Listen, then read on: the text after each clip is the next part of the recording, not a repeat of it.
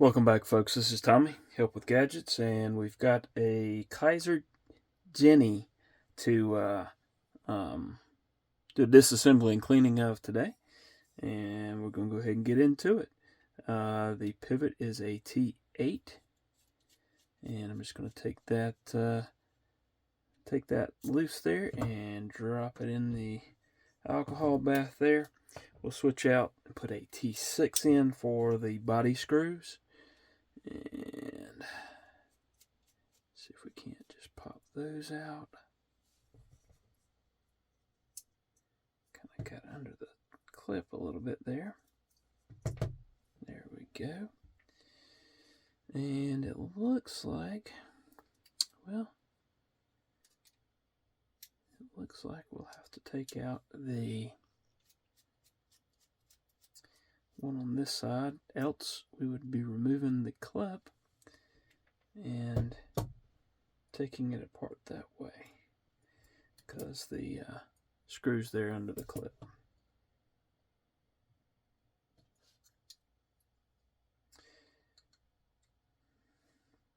There we go. Which begs the question is why did they not use the clip screw or the body screw is the clip screw. Clip screw is the body screw. However you want to say it.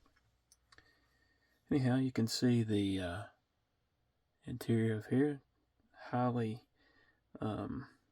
skeletonized liner on that side, and solid there, of course, because of the lock bar. All right, we're just going to wipe this down. It's actually really clean. And we'll get that lock bar face there. This micarta is really nice. Has a grippy feel to it. The texture is somewhat soft. The micarta can either be kind of a soft, or it can be almost like it's got a varnish across the top of it, or somewhere in between. This particular one's kind of has a soft texture to it. All I'm doing here is making sure there's nothing in the cutouts for the bearings. We'll go ahead and let's grab the bearings. As you can see, fairly simple design, easy take apart, easy disassembly and cleaning, at least thus far. Hopefully I won't stick my foot in my mouth saying that. And on this I'm going to grab the T8. Didn't look like it had any Loctite on it, but just run that over that and make it a little, whoops, and I've spilled the alcohol.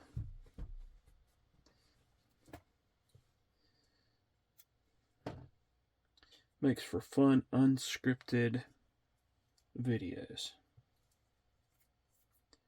Things do happen. Alright.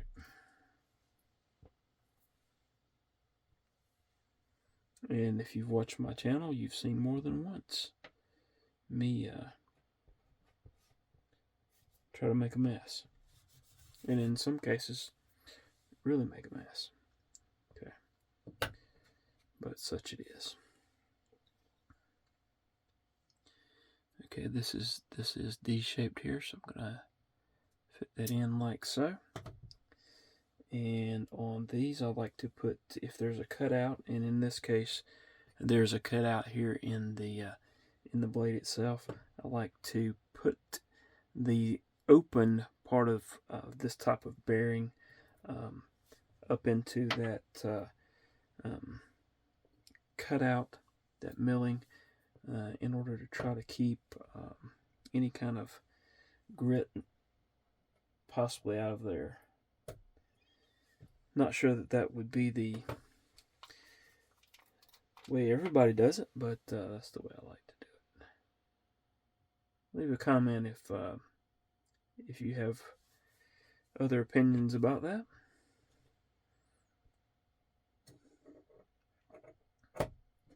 And then we'll put this other bearing here. Again, putting that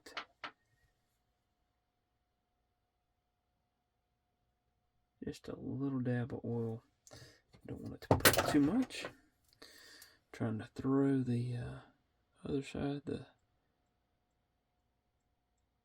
lock side, and making sure I don't have any parts on the table that need to be in the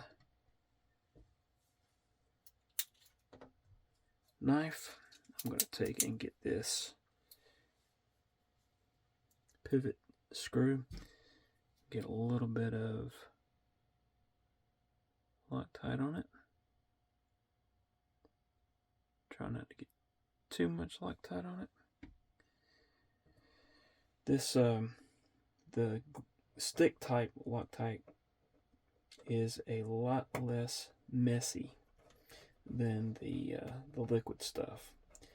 The liquid stuff, if you weren't careful, would run places you didn't want it to run, and just kind of in general gum things up. This the stick seems to work really well, in my opinion. We'll just get these in, and then we can adjust as needed.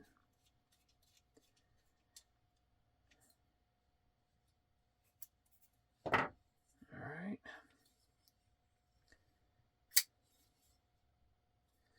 I'm going to back off. I'm going to switch back to that T8. Back off on this a little bit until I get a little bit of movement, and then tighten it back up. To me, there's no need to have it cranked down. And a lot of times you can improve the action if it's not tight. However, you don't want any play. And I just can detect the tad there, so I'm just gonna put it back the other way just a little bit, and check it, make sure. Alright, that feels pretty good.